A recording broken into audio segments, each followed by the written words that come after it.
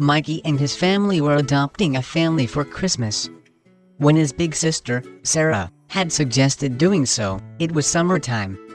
Mikey, being only 7, had no idea what it meant to adopt a family for Christmas and couldn't even imagine Christmas, because it was so scorching hot outside. Adopting a family for Christmas means to buy Christmas gifts for a family that doesn't have much money, Sarah explained.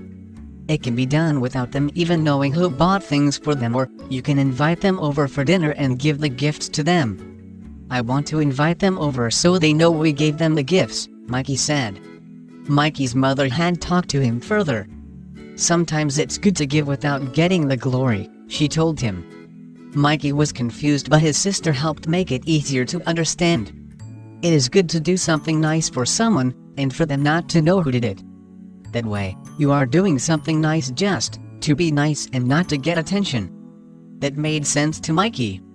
But he still wanted to meet the family that didn't have much. So the family had figured out a plan.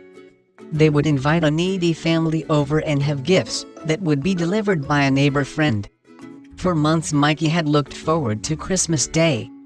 He wasn't thinking of the gifts he would get. He was thinking about the gifts he and his family would give the family that didn't have much. What do you think we should give them? Mikey would ask from time to time. Well, I think it's time to pick out a family so we will know more about what would be good to get them, Sarah advised. The family kept a sharp eye out. They watched the families at church, but it seemed they all had nice homes and cars and plenty of clothes and toys for the children. They looked up and down their neighborhood, but no one looked like they were poor. One day, Mikey was in his classroom at school and noticed the little boy who sat beside him. His name was Bird, but the kids called him Nerd because he wore jeans with holes in them and the same blue shirt, day after day.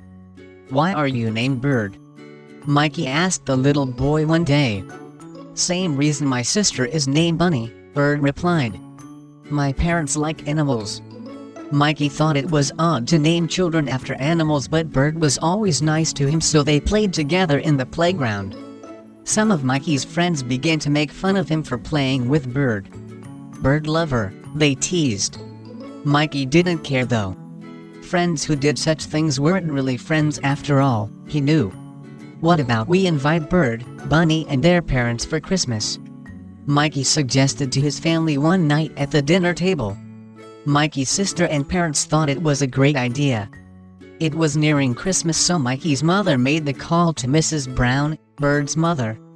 "Would you and your lovely family like to come to our house for Christmas dinner?" she asked. Mrs. Brown had been very shy at first. "We don't have any food to bring, nor do we have gifts to share," she said sadly. "Oh no, we will provide the dinner," Mikey's mother explained. "It is our pleasure and we do not want you to bring presents. We would be honored to have you, and that is our present." Mrs. Brown had agreed to come. On Christmas Day, they arrived in a beat-up old clunker car. "Hi," Bird said when he saw Mikey at the doorway.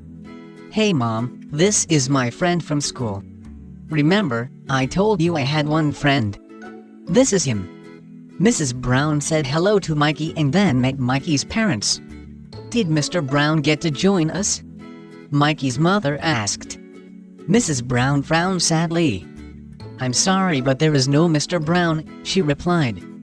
"Oh, I thought Mikey said that Bird told him he worked on airplanes," Mikey's mother said. "Well, sometimes Bird likes to pretend," she admitted. Bird ducked his head in shame. "I do wish I had a dad," he told them. Sarah took up with Bunny. They were both 11, so they had plenty to talk about. Mikey and Bird played cars and then board games until dinner was ready. "Oh my," Mrs. Brown exclaimed when she saw the table with food all over it. "This looks like a feast." Everyone sat down to the Christmas meal. Mikey couldn't help but to notice how fast Bird, Bunny and Mrs. Brown ate. It looked like they had not eaten in days. Maybe they haven't eaten in days, Mikey thought to himself. He felt sad to think of all the food he wasted when he didn't finish his dinners. He had never gone hungry and wondered how it felt. As the group was finishing their lovely dinner, there was a knock at the door. Mikey's father went to the door. the neighbor friend dropped off a red wagon full of gifts. "Oh, how sweet of you," Mikey's mother told him with a smile. Mikey's mother brought the wagon in. "A man brought this, and said the gifts are for you and your children," she told Mrs. Brown. Mrs. Brown returned, "No, we couldn't." "Don't disappoint the man, please, at least let the children open their gifts," Mikey's father urged. Mrs. Brown agreed, and the children began to open their presents. Bert opened a big remote-controlled monster truck. "Look!" he cried. "A truck! I have always wanted a truck, and look, it has a remote control." Bert was playing with his truck when Bunny opened her gift. It was a new outfit with a purse and shoes to go with it. "I have never seen anything so beautiful," she exclaimed. "Thank the man for me, please." "Oh, and Bert," Mikey's dad said, "the wagon is for you too." Bert was beside himself. And when he opened his next present, he was even happier. It was a shirt that looked just like the ones the other kids wore. "Now I have 2 shirts, Mom," he said with glee. Mikey could not imagine only having 1 shirt. He couldn't imagine never having had a truck or a wagon. He was so happy watching Bert and Bunny open their wonderful gifts, he didn't even realize he had not opened even 1 present. Mrs. Brown finally opened her gift. When she looked inside the small flat box, her eyes grew as big as saucers. No, I can't," she cried. Inside the box was $500. Mrs. Brown began to sob, and everyone else joined in with tears of joy. When the night was over, Mikey and his family said goodbye to Bert and his family. "We cannot thank you enough," Mrs. Brown said tearfully. Hugs were given and the Browns went home. That night, Mikey's mother and father gave Sarah and Mikey their presents. Mikey just sat and looked at the large pile of gifts in front of him. "What's the matter, Mikey?" his mother asked. "Well, I would like to give all of my presents to my friend, Bert," he announced. "Oh, Mikey, that is so sweet," his mother returned. "Are you sure?" "I have never been more sure of anything," Mikey said with a big smile.